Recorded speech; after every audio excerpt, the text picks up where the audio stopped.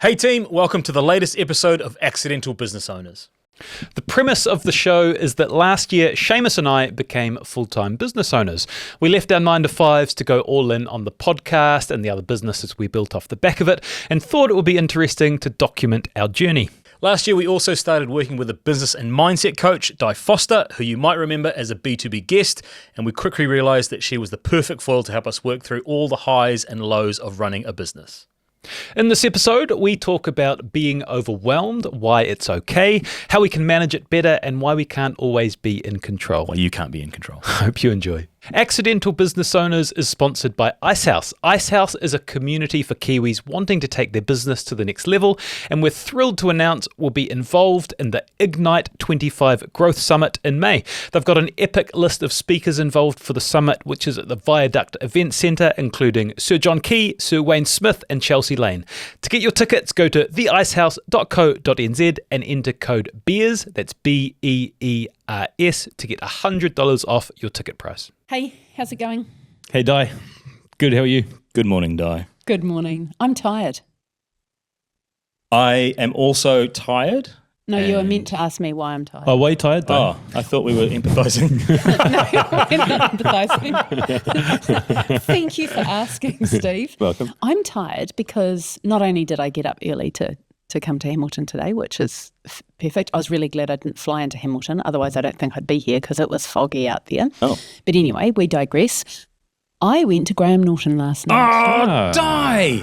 Now, if you wonder why that's slightly exciting, it's because it was probably one of the nicest gifts I have ever been given. Really? Who gave it to you? Funny you should ask. The boys gave me the gift at Christmas, and it was a very kind and thoughtful gift, and I absolutely loved it. Steve and I went last night, not the Steve. Steve my the Stallion. Steve the Stallion. Steve the Stallion, thank you. We went last night and we just had a fabulous night. It was so good, sort of jam-packed into our week, and it was like this time and space and moment of joy and laughter, and both of us just were beaming. Epic. Oh, man, that makes me so happy. I forgot we did that. So thank you. That's how Awesome. I wanted to start today. You're welcome. Awesome. Now we can hear why you're tired. Nah, I don't want to after Yeah, that. good. After that, that's a nice highlight. What was the show like? Can I just quickly hijack this to say what was the show? Can we get tips on how we can do a better live show off microphone? Off microphone. How was the show in one sentence? Brilliant. One word. Well, first of all, when you arrive and the only person you know, I mean, I've worked out that I know a lot of people in Christchurch, but the only person I recognised, and I said to Steve, look who's in front of us. None other than Jason Gunn. He's the guy. Yeah. So I haven't talked to him about it yet, but what I loved about it is he is an incredible storyteller. From a speaker's point of view, I sat there and listened to him and laughed, but looked at the way he told his stories. And, you know, Jason and I have had lots of conversations about storytelling and speaking, and I thought he was quite a master at it in a really relaxed, funny way. Awesome. Oh. So he was very funny, just very funny. It was good. Awesome. There we go. That's a good reason to be tired. Yeah, just I don't actually, you know, it was well worth it. It was fantastic. Loved it. So thank you so much. As I said, beautiful, thoughtful gift. Thank you. Epic. Nice. Righty, hey, how are you guys? I'm tired, but I didn't go and watch Graham Norton last night. This month has been quite a full-on one for non-work and work reasons. For context, by the time this comes out, I would have been and gone to the Solomon Islands for 2 weeks, so I fly out tomorrow for a 2-week commentary. I emceed a wedding in Melbourne last weekend, and then I've got a few other plates in the air that aren't directly work related, but I have felt on the back foot for probably 4 or 5 weeks of just not being able to keep up with what's happening. Mm-hmm. I've kind of recognized maybe not being deliberate with time and a few wasteful meetings and chasing red herrings that probably don't have a good payoff in the wider scheme of things. But it was only slowing down in preparation for coming to meet this that I kind of came to that realization. Nice. Yeah. So that's how I feel right now. Me? You. I think this is I find that we record these ABO sessions at quite interesting times. Like the last one we had, we were on this real, like we had our structure sorted and we were at this next chapter and things felt like they were in control.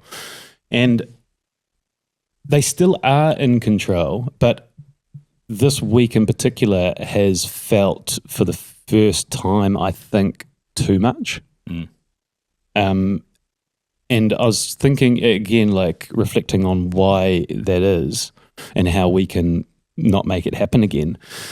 It's for the first time as a business owner, like it comes in waves and things are manageable, and then there's a lot coming in and you're kind of stressed out, and then there's a quiet patch. So my quiet patch is coming up because Shay's going away for 2 weeks and we've been building up and gearing towards this. But in this week, it's just been too much. We both had time off last week.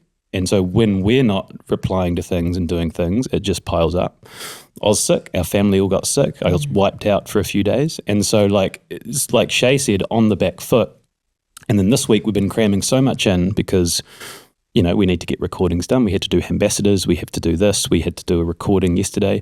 And for the first time in one of our podcast recordings, I felt like the cognitive toll of all the rest of it had impacted my performance in the recording. Like my brain just wasn't functioning the way it normally does. Normally I'm in control of where the conversation is going and what to go to next, and I just felt like flooded, and it's the first time I've really felt like that. So yeah, it was interesting with that. I reflected on yesterday as well. I feel like we've really got to keep the recording days clear. Like we put a couple of extra things in the day.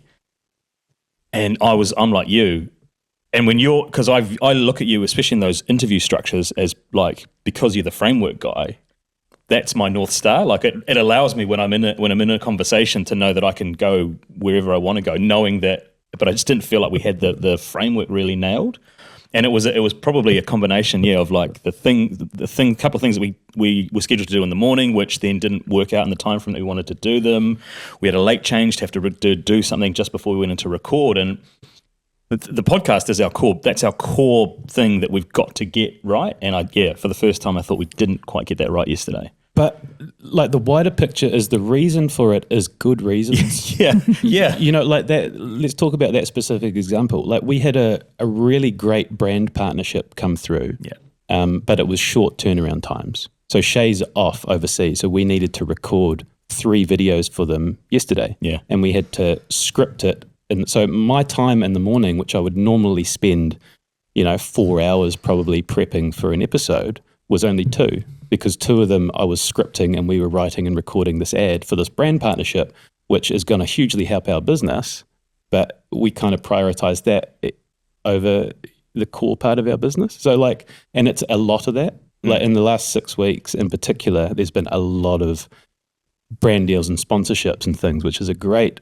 problem to have, but it's now about navigating, how to deal with that. It's so interesting because I just had a conversation with someone in the street just before about that, of like, because we don't really have a reference point about whether that's normal or not normal. It's kind of like we are in a really good place. Like it's awesome to have, but just that a little bit of sloppiness felt like it seeped in the last week. So let's just talk about that for a moment. If we come back to, what our intention was for the year, is this in line with, where you were wanting to go with your goals, the brand partnerships and the sponsorship and stuff? Okay. So it's the right type of problem that we've got. Yes. Is that right? Yep. Okay. Look, I'm just going to come back. There's a couple of words that have been mentioned that I just want to circle back on. Hey. Steve, I'm going to start with you. Let's start with this word control. Okay. Do you think being in control is important? Yes. Do you think that you can be in control? Not of everything. Okay. There are certain things I can be in control of. Okay, what can you be in control of? The amount of how prepared I am for things we do. Yep. But what if all of the good things happen and you haven't had that preparation time? Yeah, so I can be in control if I put processes and plans in place to be in control. I can be. Up until now, I feel like I have been, 5.5 years, I feel like I've been in control. Like I've always protected that. I have never felt like I've been in an interview where we hadn't done the right amount of prep. So I guess the thing is that you're identifying what is a priority. Like it is a priority to make sure that you have time and space to prepare, but also that you have time and space around those interviews. Because I agree with you. I just looked at my diary the other day. Kate, if you're listening to this, I should be talking to you about this. I can't see clients on the days that I speak. It's just there's two things going on there that are opposites in my brain. And I think that I want to protect both spaces. And so I agree with you. But the thing that I'm interested in is this control. And I almost feel like everything you've said is is fantastic. And what you're saying is that, we're not quite in control, or we're not quite, it's not quite how we want it to be. And you said, how does this not happen again? Well, I would say that if you're pushing like you are at the moment, when you've got some big goals and some big intentions, you will end up here again. Because you are stretching. And so my question comes down to, I think the only thing that you're truly in control of, or that you should be focused on, is your ability to respond.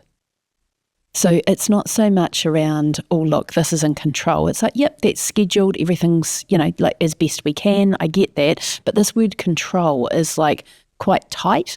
And I think that the word respond, I talk about, it might not be your fault, which, everything that you've done kind of is your fault because you've been pushing and chasing it and doing all those sort of things. It might not be your fault, but it is your responsibility. And in talking about responsibility, we're talking about our ability to respond. So I just wonder sometimes that given what we know and some of the work, I know that you guys have both done, with Dave Wood, given that we know that everything we want is on the other side of stress, my question comes back to, I don't know that you would have changed anything in the last couple of weeks.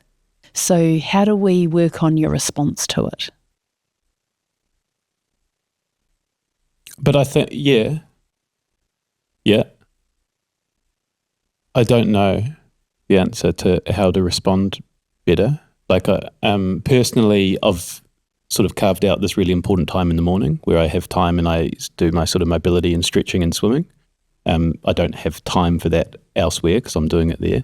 I think that what I think I'm trying to get at is the fact that I think that what you've chased is really, really important, and it comes at a price. I think your morning routine is really important, and sometimes it's going to have to give because all of these other things are in the moment and happened. And, it's like we can't, if we're too rigid, then it's almost like you're grinding up against the thing that you actually want. So sometimes it's like it's just a little bit of give.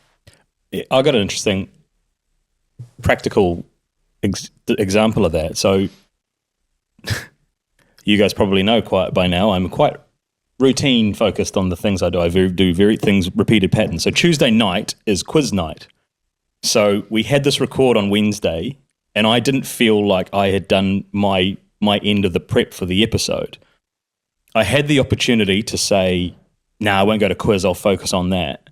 But I was like, no, I want to go to quiz because it's going to take me out of that and I'll think clearer after doing this thing that I want to do.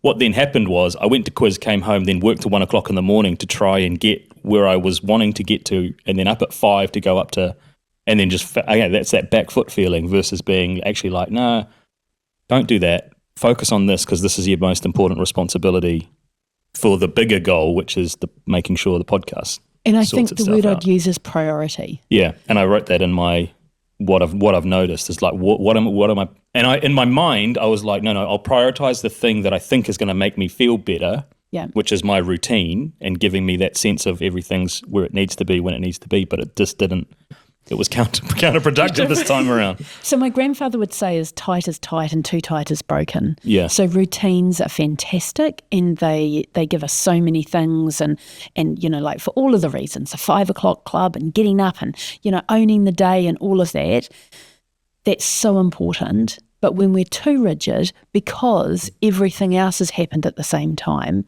and we don't allow ourselves a little bit of space and a little bit of grace, then that's when it feels too much. Because it all comes down to priorities. When it all comes in like it has in the last 2 weeks, my only point would be you have to step back and prioritise. Yeah. And we talk about the different stages. Like, I feel like in reflecting for this episode, like we are at the next stage now where we had prioritized for this year getting the profit up, right? The profit is at a place where we're both full-time, we're both earning good money, and we can bring on the support of others to clear the clutter away. So just to be clear, reflecting on that, where you're at a place where you haven't bought yourself a job, you've actually moving into, you might just have a business.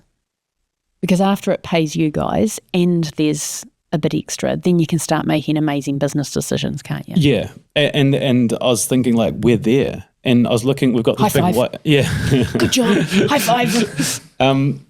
We've got this whiteboard in our office, and on Sundays or Mondays, I write down a big list of all the things we've got to do. And the Monday's list was overwhelming. I was like, fuck, there's so much we've got to do. A lot of it was responding to these sponsorships and ads, which were quite time sensitive, and we had all the recordings. But I went through it this morning, and I went like, actually, there's a lot of stuff here that doesn't need to be me. Like, I think I thought it did, but when I really nail down to it and I really start prioritizing what's the most important things, and it is replying to these sponsorship briefs and getting that right, that is the most important time outside of prepping for an article. But I had there's a Fiji trip I'm like talking to someone about, there's an Icehouse contract that I've got to write up, there's Acast ads, there's reporting to TAB, like all this sort of stuff, like doesn't have to be me, I've been holding on to it, and it's just like, let's get someone clear that load. Where are the donuts? Let's celebrate.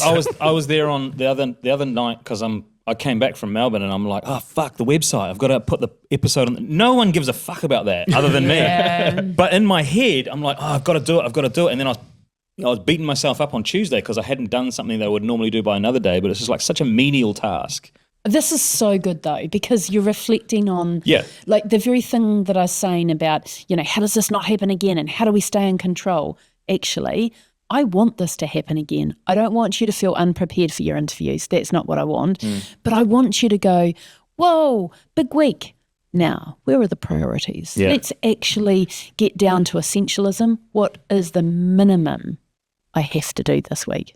And I feel like in my mind that I have that. And it was really good the other day with Maddie. We were talking about switching provider for like phone and office internet. Not now. Yeah. Not yet. But in my mind, I was like, oh yeah, that's going to be like, that'll save us for financial year 26. And then like Maddie and Steve were kind of like, and even in my own head, I was going like, fucking hell, I'm talking about $100. Yeah.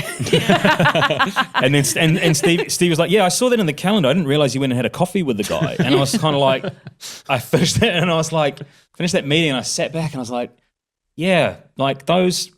In my head, sometimes I think the face-to-face is an important thing to do, to meet the person and to do that. And it's like, what the fuck am I doing for the saving of $700 a year? Like, not being funny, we make that in a brand thing. Yeah. But you do have to fumble about to make that realization in your own head, right? Yeah, I think so. And I think the other thing that's really important is that might have been important to the other person, but is it important to you? Yeah, that was definitely one of those ones. And that's really hard because, we've talked about this, how quite often you get a bit of an influx of things that are important to other people, even if it's just people wanting to meet you and, like have a coffee. And, I know we've talked about it before. It's like, yep, no, not that person. Yep, that would be fun. But no, all of that sort of stuff. And we can be quite driven thinking we've got to do the right thing. But actually, you've only got one human to look after. Ultimately, the first human that you've got to look after your whole life is yourself. And if we gave as much consideration to other people, I think sometimes, as we did to ourselves, it's just that question of, is this important to me in this week, in this day, today? Like of all of the things that, and that's why I love the work that we're doing around, where do you want to be in 10,000 days? It's not because you're going to get there. It's because it's just a little bit of a North Star to show what's important to you. And if you know what's important to you, and I think we need to hone in on the feeling that you want, which is, that you give the proper time and space to the interviews, and that I think that's important. I don't think feeling in control is important, because I think you're always going to be a little bit, if you're doing it right, you should always be slightly out of control in some things. But that control is around the interview, right? Well, in that example, I'm just not a huge fan of the word control, because I think that it feels quite tight and rigid, and I think that the gold in a lot of the things that we do is actually in the letting go. So it's just, yeah. And then I'm thinking about the superpower you talk about, which is for me was actually being present.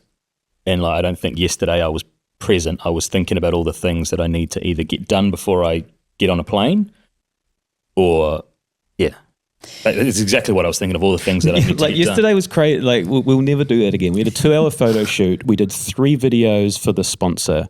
We did my car get serviced. 2 different videos. And scripting these things, it was ridiculous. We should know by now. Yeah. That word present, though, I think is incredibly important, because I think that's the thing that you're after. Because once you've done a little bit of prioritising and going, actually, I'm meant to be doing this thing here right now, then that's when everything else drops away. And it's like, I can pick up my to-do list at 5 o'clock. But until then, I'm just going to be here. So there's one other huge part of our business that we haven't really spoken about much yet, which is on top of everything we've discussed so far, which is the reflections business, which is at a really exciting space and place. And so a little bit of backstory there, because we haven't spoken about it for a while. About a year ago, this guy, Kaylee Wilson, reached out to Shay and I saying he wanted us to go and interview his parents in Pukekohe, who had lived exceptional lives, and he wanted their stories captured for him and his kids and families for generations to come. So this became the pilot of our reflections business. It started off, we called it Legacy Interviews, and we changed the name because that felt a little bit too morbid, final, and morbid. So we tweaked it to Reflections, and across the last year, it's kind of been a little side project that we've been bubbling along with. I think we had about 100 inquiries. We converted, 16 to 20 of them. Shay and I did most of them. And then towards the end of the year, we started bringing on other interviewers to share the load because it wasn't sustainable with us. But at the same time, it had sort of been tinkering along, and I didn't have the time or energy to really give it the treatment it needed to get to the next level. But then in talks with Kaylee, who's a very successful CEO with a company called Blinder that he's built, he's based over in London, and over the New Year period, we had a lot of chats about partnering. He's got the time and the experience to help build this to where it needs to be.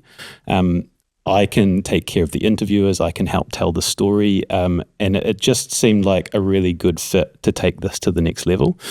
And so we're doing it. So when this is live, if you go to our website, reflections.life, you'll see our new business model. And we've been putting so much work into getting this to the place it is. It's something I'm really proud of, and I just think there's so much potential in it.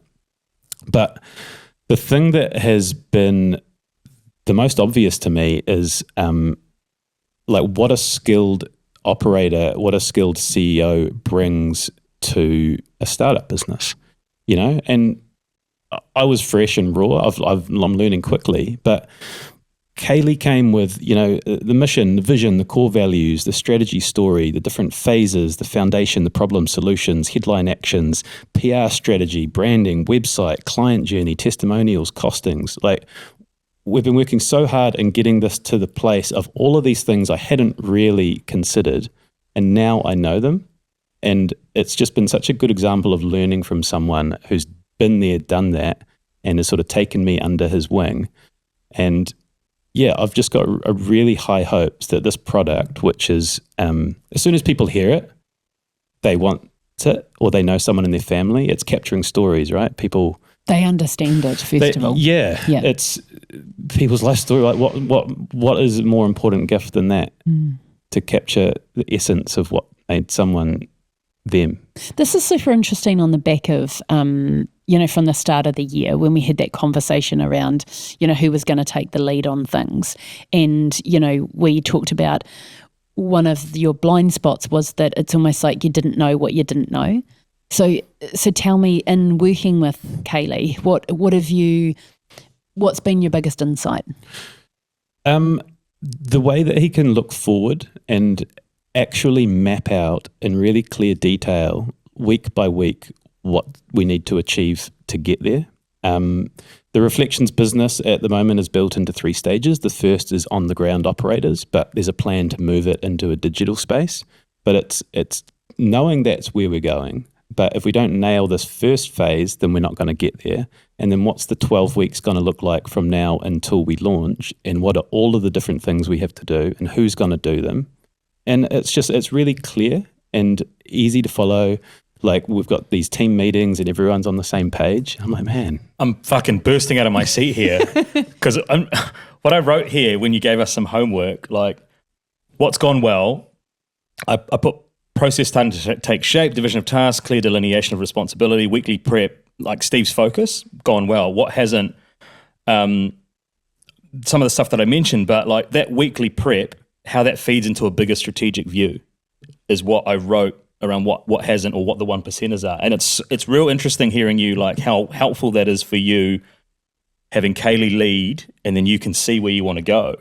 And then in our work context, that's a little bit how I feel.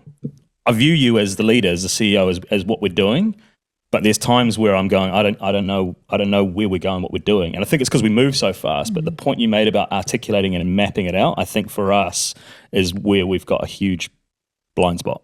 Well, I think that if you map it out and you have a plan, then you can take the team with you.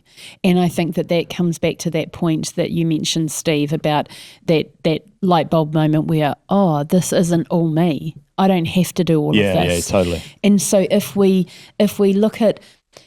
start at strategy in terms of, like what does the product look like? What problem is it solving? What are our values? What are our, messaging, all of that sort of stuff. And then you put that with the ecosystem and knowing that, you can pull on these strings and this is sort of what the offering is. But then you overlay that with a plan of how to get there. I think that is the game changer with all of this. And then you can take the team along with you and then you don't have to be the one doing all of the things, because otherwise you end up with a whiteboard that's a task list that does feel overwhelming. Yeah. Because, even just in doing this stuff, you start to prioritize, you start to see, yep, this is why we're doing this, so this is important, but actually we need to pay the bills, so this sponsorship is important. And that's what I mean about where we're at. Like, I feel like, in the second half of the year, I'm doing this OMP workshop with Icehouse, right? So I'm going to be away for 3 days a week, once a month. And building up to that, we need real strong structure and process in place. But I feel like having a whole day and just saying, right, today I'm going to do nothing else except map out our next 12 weeks and be really clear on what the next step is would be like the best use of my time outside of bringing in the income, which we've done with sponsorship. You know what I mean? It's kind of like we're there, we can pay someone to come on full time and clean up all the bits and pieces, all the rats and mice. And it's kind of like being intentional and just prioritizing. Yeah, that's how I feel too. And that's the little step out into the Solomons while it's away. It's kind of, you can be in a hotel room with no other distraction and just fucking do that. It's like, yeah, this is cool. It's like real business stuff. Well, I think, yay. No, but like for having been in bigger organizations, like that mission, vision, strategic document, like I've always had that guiding document to report back to or to have to report on to a board or a committee, and you're hitting those KPIs, and but it's always been someone else that's actually done it. And it's just like, here, this is what you got to do. And if we can just, you don't know what you don't know. And I felt like I felt quite overwhelmed when we had some heavy conversations at the end of last year, because I was like, how do I teach you, or how do I show you what you don't know? Because there's so many things that I think I do inherently without even thinking about it, because I've always been in businesses and organisations and had to communicate with the team and things like that. And recently I've walked around with this nice little notebook that requires pen and paper. And what I find super interesting about it is, from my business point of view, probably anything you need to know about my business is in this book.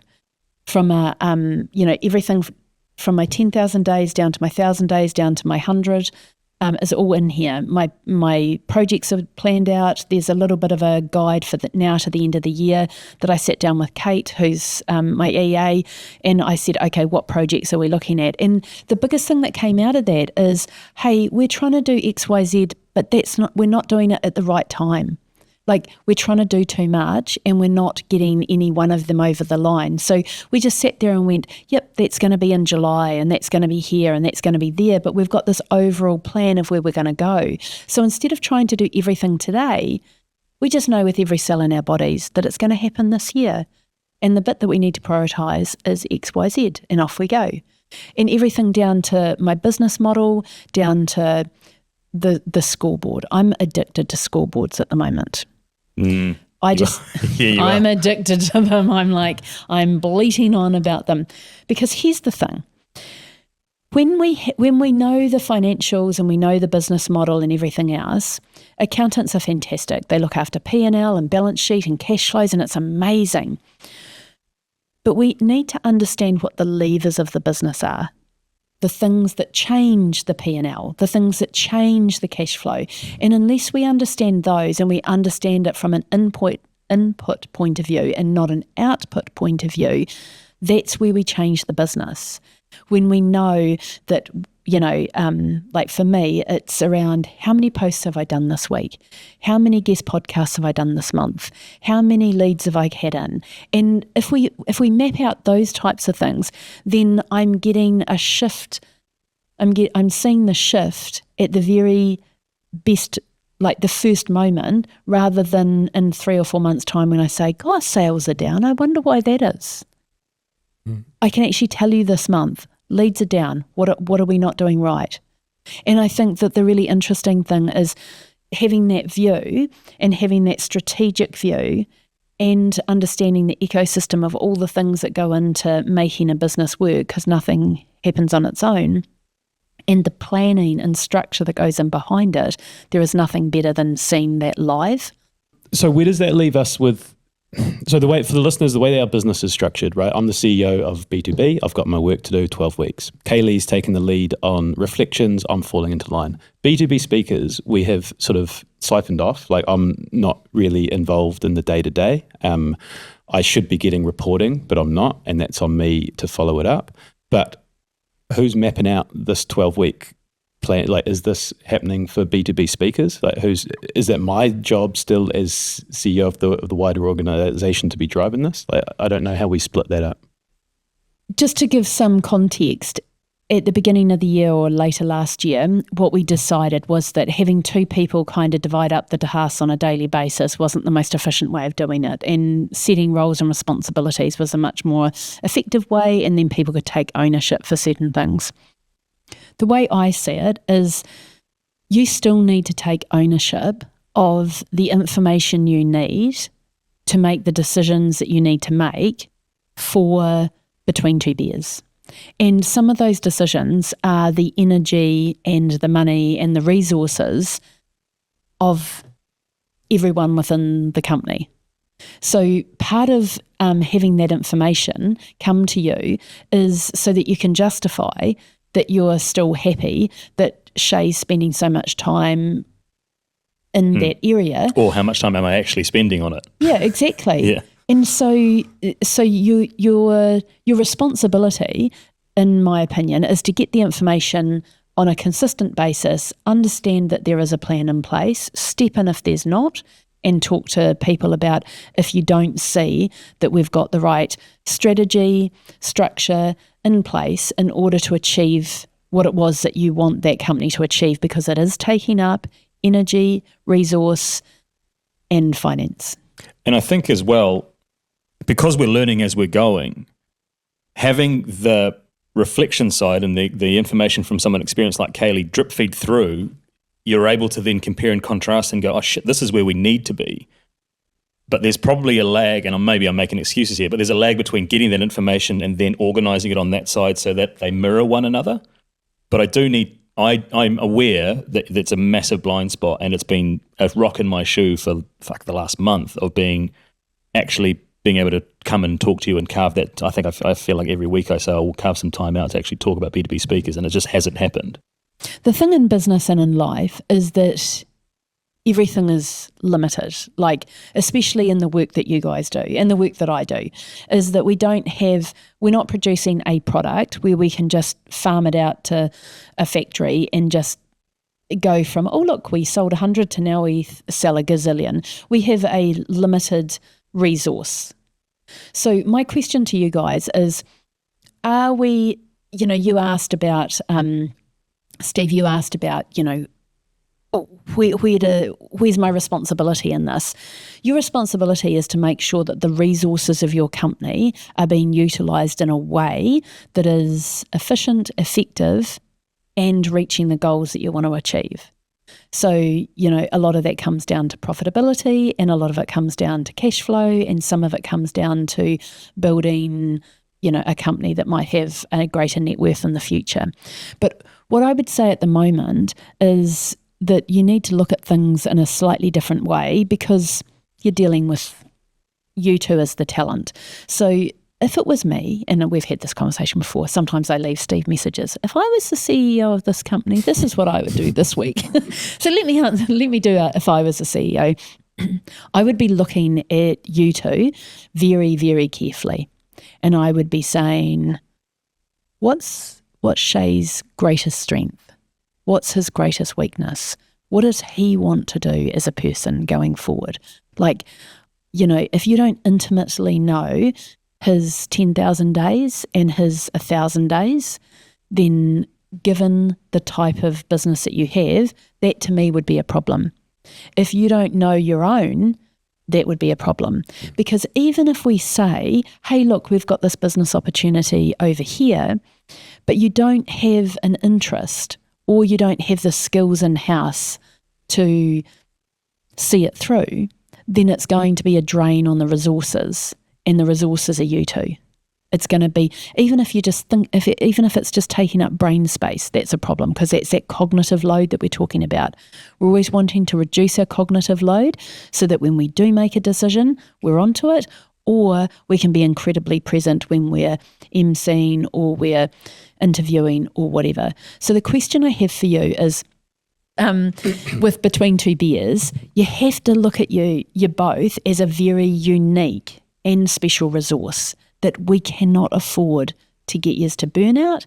And by getting you to do the wrong thing, by getting you to do too much, by not, thank you, by getting you to not focus on the right thing, that is going to drain your energy and your soul. And by not having the right people to support you, to anticipate your thoughts and needs and where you want to go, like your support people have to anticipate, where things are going. They need to look ahead. They need to go, that's going to be a problem.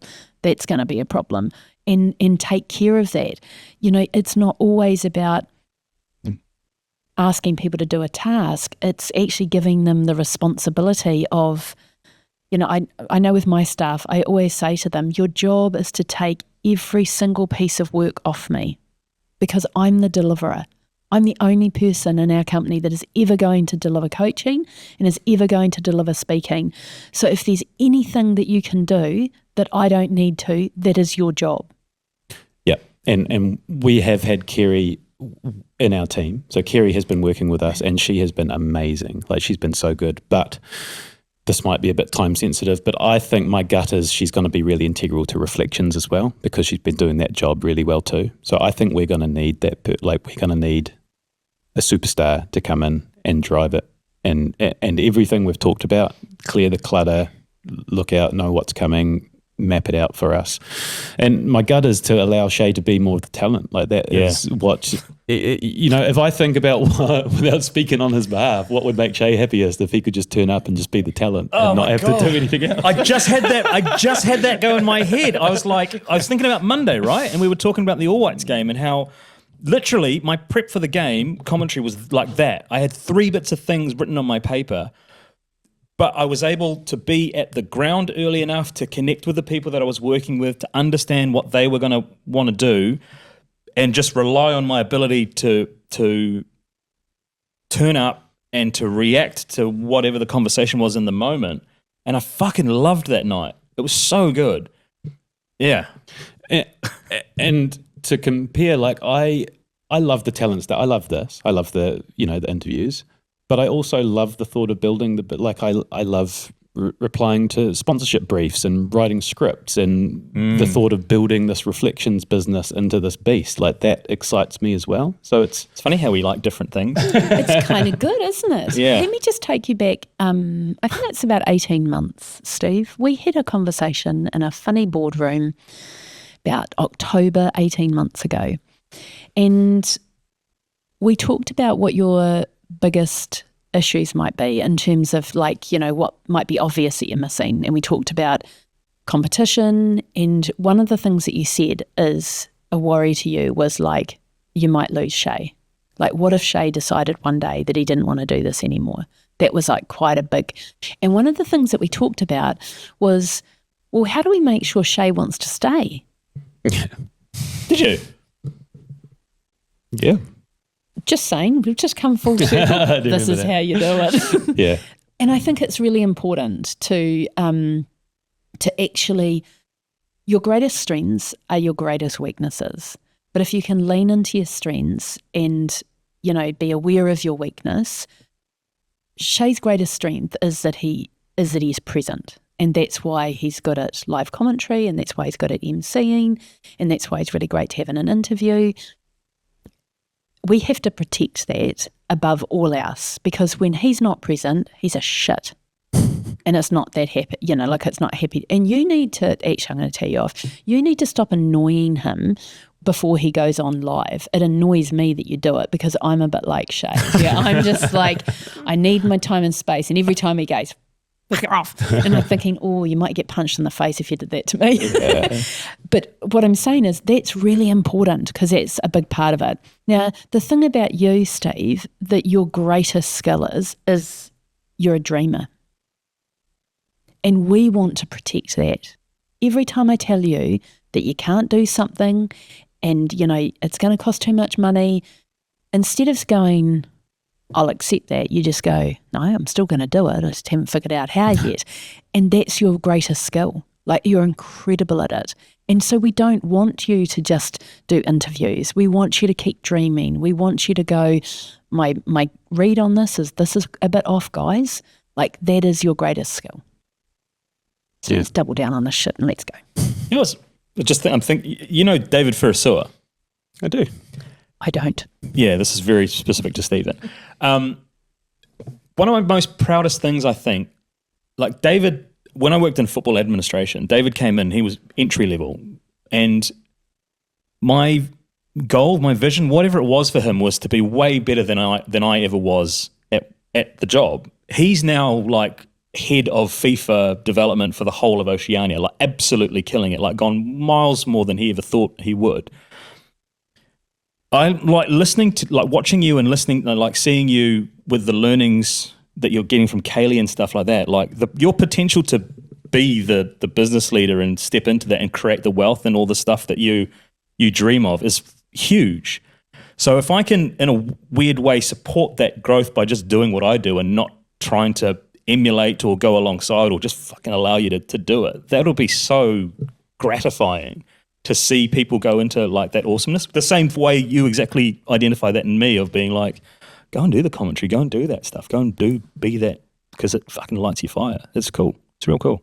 And also, just to state the obvious, when you're doing the work and you're present and that's bringing in really good cash flow for the business, it allows you the opportunity to build other things that might build more wealth within a company, more.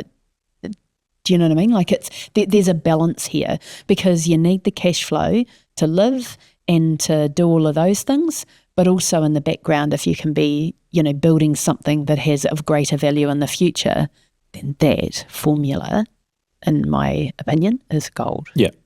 We need to have a bit of a restructure. Like it's become clear over the course of this 45 minutes, I think, what needs to happen. But because we're at a place where we can afford to make those choices, and we can afford to relieve Shay of some things he doesn't want to do and me and get someone else to do them, it just opens up a whole new world, which is why I'm so excited at this next chapter. We started this chat feeling a bit overwhelmed, but the behind the scenes is this excitement that everything we've wanted is happening. And it's a bit like that Dr. Joe Brown, like the elephant.